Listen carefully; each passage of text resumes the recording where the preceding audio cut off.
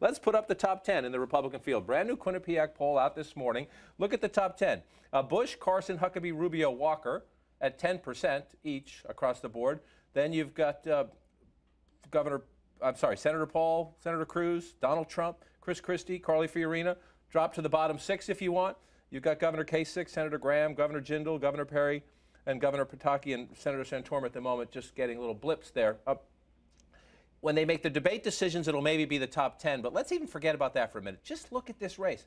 You could say there are 5 leaders, but I think the point is there is no leader. Yeah, absolutely. I mean, I think it's going to stay this way for a little while, too. I mean, when you talk to voters in New Hampshire and Iowa, you don't get the sense that people are actually ready to make a decision right now. They like this field. They think that there are more qualified candidates in this field than perhaps in previous years, and they want to take time and hear these candidates out. The problem for someone like a Jeb Bush is that he is seen as a front runner regardless of what the polls say. So at a certain point, he's going to need to back that up with a bump in the polls before donors and some supporters that might be on the edge start getting really nervous. Are they happy with the field, or do they just not know what they want, let alone who they want? You have to decide who you are as a party before you can decide who's going to lead you. I mean, if you're Jeb Bush, forgive me, and you're going into a meeting, you're raising more money than anybody else, but you're going into these meetings with people who are going to raise 200 grand for you, 300 grand for you, maybe, way more than that for you, millions and millions of dollars.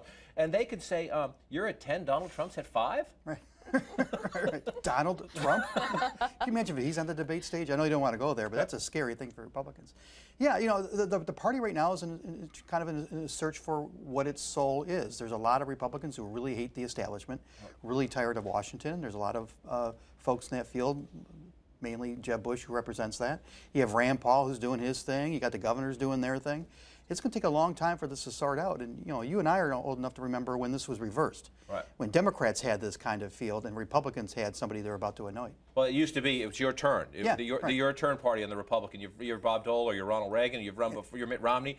You've John McCain. You've run before. Here it's your turn. Let's look at that point. Let's switch to the Democrats in this race, because you can look at this. And if you're Hillary Clinton, you're not nervous here. You've gone from 60 down to 57. I do think it's interesting that Bernie Sanders has nearly doubled his numbers here. Now, again, he's been getting a lot of media attention. He just officially got in the race last month, had his big rally this past week.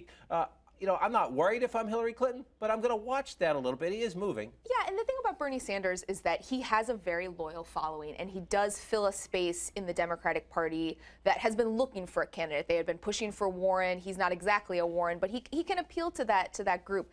The challenge for Hillary Clinton will be, how does she fight against it? Does she just ignore it if his numbers continue to go up? Does she push hard against it? I think that is risky for her as well. And if you're a Martin O'Malley, where is your space? Will he be pulling from Hillary Clinton's numbers, or will he stay in the bottom? Will he pull from Bernie? I think Clinton is safe, but you do have to watch the people below her. And when he gets in on Saturday, the former governor of Maryland, the former mayor of Baltimore, does he have to be more aggressive now that Bernie Sanders has emerged again? 57 to 15.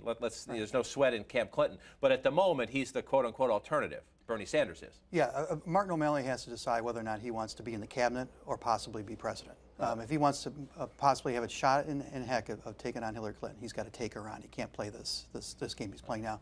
She is sweating, or at least she should be sweating. You look inside that poll, 53% of Americans don't trust her. Now, with that kind of number, either you're not going to get elected, or even if you do get elected, you're not going to be able to lead. And that, of course, goes to all these scandals that are going on. That's going to be a really hard slog. And that's a compilation of Bill Clinton legacy, private email server, other issues. She hasn't been honest with the American public, so the American public isn't trusting her right now. We'll see how that one plays.